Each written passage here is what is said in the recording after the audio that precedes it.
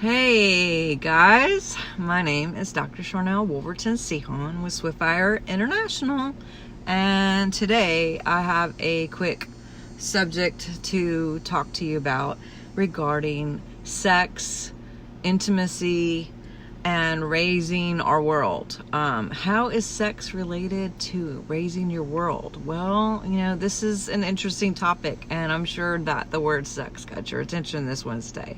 I have been doing a lot of studying, and I'm actually going to post a link up here for you to be able to look at it. But they have been looking into autopsies of elderly women and finding that basically anyone that these women have ever been with intimately, they're finding the remnants and the live cells of sperm in the brain. And yeah, so we have this thing that happens when we have an exchange of DNA, and those things can happen for different reasons. Pregnancy, even if you had a miscarriage or even an abortion, if there has been a donor transplant or a blood infusion, and also with twins, like twins who are both together in the womb, there's that exchange of DNA as well, and also with sex. And so why am I even talking about this? What's the big deal? I can tell you that about 8 years ago, I was in Montana and I was getting some lab work done, and they had a big sign on the wall that basically talked about how you could go in there if you had any kind of suspicion that your partner was cheating on you, that you can actually go in there and have your blood tested compared to the DNA of who you thought maybe they may be sleeping with, and they could check what was going on in your blood versus what was going on with whoever else, and they can find out if there was a match. They could actually detect by genetics, by DNA, what was actually going on. Because what happens as a woman is if you have a pregnancy, or when you have a pregnancy, you still carry the DNA of your baby forever. When you have a sexual experience and there's an exchange, or when you have a blood transfusion or any kind of organ transplant, there is a DNA exchange, and the woman will carry this for life. And what you have to understand is that sperm is living. It has its own life, and so is DNA of our children. So I myself, I've had 6 miscarriages, unfortunately, and then I also have 3 children that I've personally carried.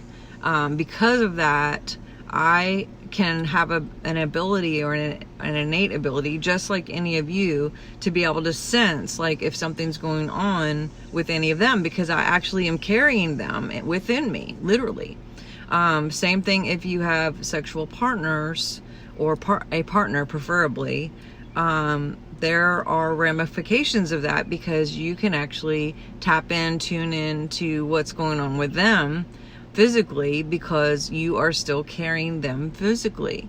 So there are some ramifications of all of this stuff, blood transfusions, whatever. You probably heard the stories of people who, got like maybe a new organ, a new kidney, and all of a sudden they had like this really strong need to listen to the Beatles and eat French fries all day or whatever, and really they come to find out that the person who they got the organ from, the kidney from, actually ate French fries every day and listened to the Beatles or whatever, because there is memory to life, there's memory to DNA, there's memory to organs, there's memory in the blood. Same thing with blood transfusions. So what does all this mean? First of all, be very careful about who you are connecting with, because obviously that can lead to a little bit of confusion. Maybe you're feeling down or angry or whatever feelings are going on, because of those connections that you're still carrying within you. And those people that you're carrying, if they're alive, they could be going through whatever, and you're feeling it. You guys have probably heard about when they took and split a cell and they put it across on a spaceship all the way to the moon, and they started doing things to one half of that cell over here on Earth, and they were watching what would happen to that cell all the way in the moon. And there's entanglement, there's connections, there are things that are real that happen with that entanglement. So all of this is huge entanglement. All of this can bring confusion or clarity to whatever the situation. And that's why having one partner is super important too, because obviously when you're with that one partner, and if that was your partner from the beginning of life and carried on, you know, biblically or just morally or however you want to say it, it has been very much encouraged for us to just have one spouse, one partner. And I'm sure that the ramifications were in mind when all of those were set out for our clarity, for our stability, to be able to stay and to keep that. So, but what does it mean on a conscious level? We can go even further here, because on a different level altogether, as you are going throughout your day and you are maybe working inside to deal with some things and to become a better person, to raise your frequency, to be a better conscious, to make a better conscious effort, and like eating well or breaking some addictions or breaking some patterns or doing whatever it is that you're shooting for to do. And when you're doing that, you're not just doing that for yourself anymore. You're doing that for every single person that you're carrying. All the DNA that you're carrying is also in that ride with you. Isn't that something? So be thinking about that as you're, setting out to make some new changes and some new choices and to change that timeline for yourself, realizing that you are also changing the timeline for other people too. That if it feels hard, Robert Tennyson Stevens would always talk about, if it feels difficult to make that shift, it's because you're here to raise many, and that you are doing it for many before, all around you, but technically and scientifically also within you. So you're not just making new changes because you're going to be a new leader and people can look to you and go like, oh wow, she did it, I can do it. Or he did it, now he could teach me to do it. Or now because I'm so inspired by this person that, I can do it too. But on a deeper level, on a science level, on a conscious, not just a conscious level, but on a physical level, you are literally actively changing yourself, and at the same time simultaneously changing the people that you carry within you, meaning all of your children, all of the people that you've been with, if you've been with more than one, and and